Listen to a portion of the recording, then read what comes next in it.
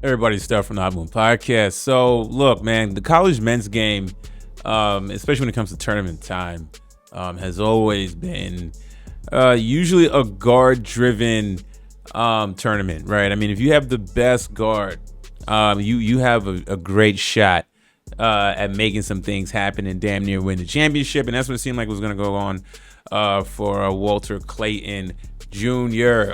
Great game against Auburn. He was the best player on the court by far. Just clutch shot making, timely threes, knowing when to drive. I mean, you've seen his whole offensive arsenal and bag on full display the other day. I mean, just a great performance in the Final Four. And then the next game, right? Everybody's talking about just a meltdown of Duke against Houston. Okay, before the game, I had Houston winning. I just thought that they would be the better defensive team. They're going to struggle. A bunch of guys that are older and have a really strong defensive philosophy. Usually older teams, veteran teams, fare well in the tournament. So I thought that, but no, I mean the game was looking like Duke was going to overcome that, and Flagg was put up a really good game. He had 27 points. Okay, I mean just really good, right? I mean if you look at his game log, if you look at Flagg's game log, I mean 27 points. Okay, 4 assists, 7 rebounds, 3 blocks, 2 assists. I mean he was all over the place. I mean, in that game, I mean, Cooper Flagg was the best player on the court. But, I mean, Houston has something to say, though, about that. Okay, because they had their other guy. What was the other guard that played? Cryer. Okay, Cryer did well. Okay, so he's able to match the production against Cooper Flagg and give this team a fight. So shout out to LJ Cryer. Great game from him the other day. 6'1" guard. Okay, good. Senior guard, right? Again, it's going to be a common theme. Okay, but just the rookie mistakes, for young player mistakes and not executing late game, okay, turnovers and stuff like that. And you're gonna give a team like Houston, a veteran squad, a chance. They're gonna take everything advantage to make the most out of it. I mean, I even heard Jay Will, saying that, they were young. And a lot of people were like, oh, freshmen. I mean, early people were like, Duke's going to this their tournament to lose. You know what I'm saying? They had the best offensive output. I mean, a lot of times, man, the best offensive team doesn't win. Okay, look, it was going to be a lot of pressure no matter what on Cooper Flagg to be a freshman. As great as he's been this season, it's very rare that you have a freshman lead a team to a national championship in dominant fashion. Okay, last time we seen it, Carmelo Anthony in 2003 with Syracuse. Okay, after that, Anthony Davis as a big doing that in 2012 with Kentucky. Okay, and then now people were like, can Cooper Flagg do the same thing? And you heard the conversations that, hey, if Cooper Flagg wins this, would he be the best Duke player of all time? And there was a strong argument of that. If he was able to do that, okay, and going to win national championship. People were putting up there with Christian Laettner, one of the best Duke, Grant Hill, all those guys back in the day. Duke, Jay Will, you know what I'm saying? I mean, they had Boozer, Shane Battier. I mean, those Duke teams were really good back then. But seniors, though, right? Older guys, right? But putting them up there in that Mount Rushmore and Duke players. Hell of a freshman season for Cooper Flagg. He is going to be the number one pick overall, deservingly so. I think that, look, I mean, I do think he will struggle a little bit in the NBA. I think that what you saw, even though he had 27 points, his late game execution, you're going to see guys really D up on him in the NBA. The late game type of defense you saw is going to be kind of the type of defense guys that are going to have his size and be able to match up. But I still think he's going to do well. I don't know if Cooper Flagg is going to be that type of dude who's going to be the number one option on a team and lead a team to the playoffs. You know what I'm saying? I just don't know yet.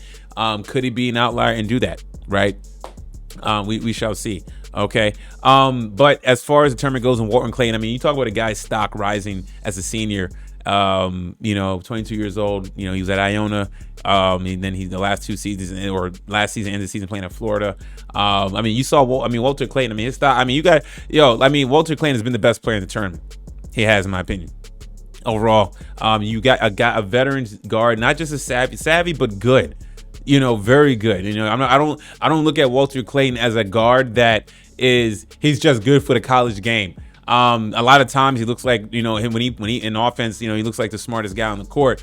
In terms of his game, I don't know too much about his assisting and all that, but in terms of for him creating his own shot and being a big shot maker, a big game shot hunter. Absolutely incredible, and I think that he will definitely fare well. His stock increase. I know players don't like players like him, senior guards. They don't really go high in the draft, and but I mean.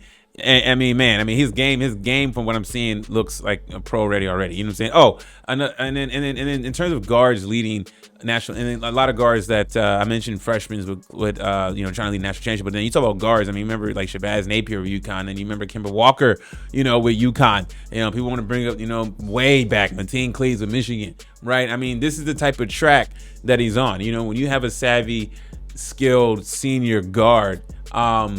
Or a guard that's that's either a couple years. Well, I think when Kemba Walker won, I believe he was a sophomore, so he wasn't even senior. But when you just have a savvy guard, he was a junior, I believe, when he won with UConn in 2011. Yeah, so I mean, when you have junior, senior level guards with this skill set, it's basically it's not a bookend, but you're turning to lose. I mean, what other guard? There's no other guard that's left. Right, I mean, even out there, he's been playing very well, and I'm very impressed. People call him young Steph Curry. Look, man, we love Steph Curry. We appreciate what he's done at Davidson and all that, but I mean, not to this level at all. This stock has risen. He is going to be a lottery pick, even for his senior guard. I mean, look, Dalton Connect for the Lakers, got drafted. I forgot where he got drafted, but they picked him, you know what I'm saying? And he's done well, even though recently he isn't really getting a lot of minutes. But I mean, look, even if he is not in that lottery area, which I find it surprising. I think after this performance, man, especially if he was an national, he has to be a top 10 pick. Top 10 pick in my opinion. I don't know know all the guys in college, you know what I'm saying? But I'm looking at the guys that are on the national stage and display and are showing up big. And boy, has he been showing up big. So I got to be a lottery pick. If he doesn't, if he falls out of the top 15, that's even better. Even though, because you add him to a team that needs a playmaking or a guard that can create for himself. His dribble, drive penetration, and his just 3-point shoot been excellent. You know what I'm saying? So, and it just shows you that, man, in college basketball at this time of the tournament, it's a guards game, and we're seeing that. Good luck to the Gators tomorrow going up against Houston. That defense should be a good game. Y'all let me know what y'all think about this, man. Thanks for watching. Please like, subscribe. I'm out.